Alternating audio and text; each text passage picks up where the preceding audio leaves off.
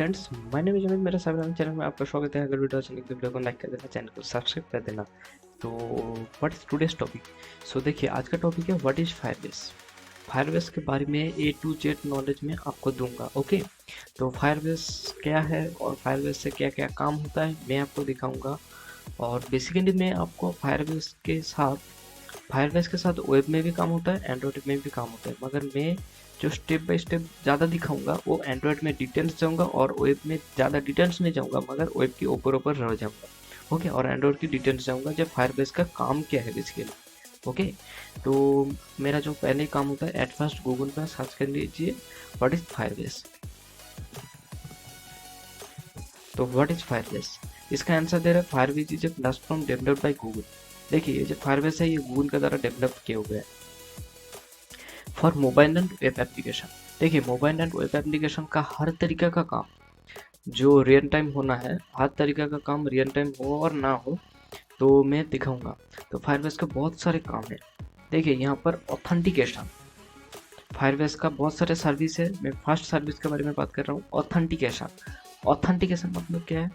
आप अगर आप अगर जो आपका यूजर्स है उसको ऑथेंटिकेट कर सकते हैं। बहुत सारे ऑथेंटिकेट के तरीका है। यहाँ पर दिखाई दे रहा है साइन इन मेथड, मतलब आप अगर यूजर को रजिस्टर कर सकते हो उसके बाद साइन इन कर सकते हो। और यहाँ पर email, password, phone, Google account, play games, game centre, Facebook, Twitter, GitHub, Yahoo, Microsoft, Apple, anonymous, बहुत सारे तरीका को आप अगर अपना यूजर को ऑथेंटिकेट कर सकते हैं। ये फायरबेस का पहले काम हो गया। उसके बाद मैं सेकंड काम में आता हूँ, cloud fast. Cloud Firestore basically एक डेटाबेस है। यहाँ पर आपका जो ऐप का डेटा है यहाँ पर आप स्टोर कर सकते हैं। कनेक्शन की तरफ आप यहाँ पर क्लाउड फायरस्टोर में आपका जो ऐप का डेटा है, बहुत सारे डेटा है, उस डेटा को आप यहाँ पर स्टोर कर सकते हैं। उसके बाद है रियल टाइम डेटाबेस। देखिए, डेटाबेस टू टाइप्स है फायरबेस में, एक है रियल टाइम डेटाबेस, एक है cloud database. Real time database क्या है? रियल टाइम डेटाबेस है जो रियल टाइम में जाना है। अगर आपका कोई चैटिंग एप्लीकेशन हो गया तो चैट जो कर रहा है एक तरफ से और एक तरफ जो चैट कर रहा है, उस चैट के लिए आपको क्या करना पड़ेगा? रियल टाइम देना पड़ेगा। क्या अभी चैट किया तो रात 9 बजे मैसेज फॉरवर्ड होगा? ये कोई बात नहीं है। ओके, तो आपको रियल टाइम देना पड़ेगा उस यूजर को भी चैट। सो वो चैटिंग वाला फंक्शन और जो तरीके के काम जो रियल टाइम होता है उसके लिए आप रियल टाइम डेटाबेस यूज कर सकते हैं। यहाँ पर बहुत सारे नोड है, मैं एक मेरा अपना प्रोजेक्ट ओपन कर चुका हूँ। तो यहाँ पर रियल टाइम डेटाबेस का ये काम है। और क्लाउड डेटाबेस में आप अगर रियल टाइम नहीं देना है तो आप क्लाउड फायरस्टोर में आप अगर डेटा स्टोर कर सकते हैं।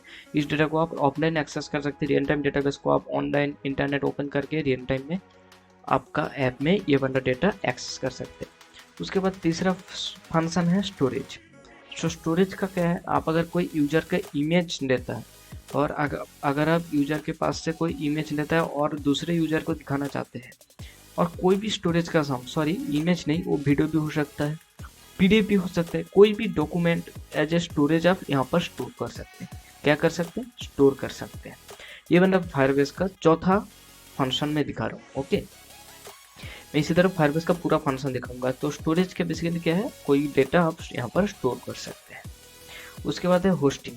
ये वेब एप्लीकेशन के लिए है। वेब एप्लीकेशन के लिए आप यहाँ पर होस्टिंग कर सकते हैं। ओके, उसके बाद है फंक्शन।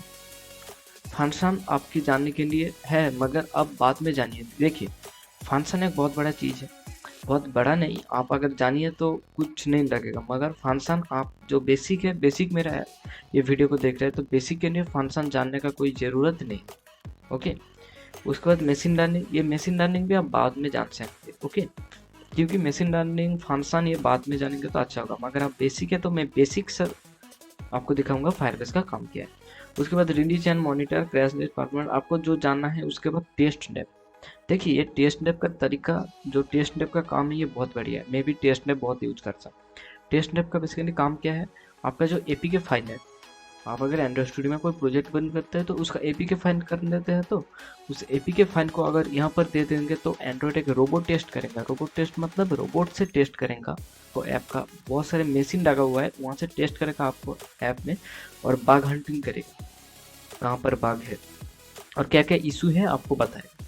वो इशू नहीं फिक्स करेगा, वो इशू आपको बताएगा कहाँ पर इशू है, कहाँ पर बग है, वो आपको इशू बताएगा। ये इसका टेस्ट ऐप का बहुत सारे फायदा है। आपका ऐप ठीक है, आपका ऐप कहाँ पर रॉन्ग है, आपका ऐप कहाँ पर इशू है, वो बताएगा ही। उसके बाद आपको जो जानना है क्लाउड मैसेजिंग और इन ऐप मैसेजिंग के बारे में आप जरूर जानिए पहले बेसिक में। तो क्लाउड मैसेजिंग मतलब वो जो आपका ऐप से नोटिफिकेशन आता है ना, ऊपर से फेसबुक में अगर कोई फ्रेंड हो गया तो ऊपर से नोटिफिकेशन आया है, व्हाट्सएप में कोई चैट कर रहा है तो ऊपर से नोटिफिकेशन आ रहा है आपका मोबाइल का ऊपर से, तो वो है क्लाउड मैसेजिंग।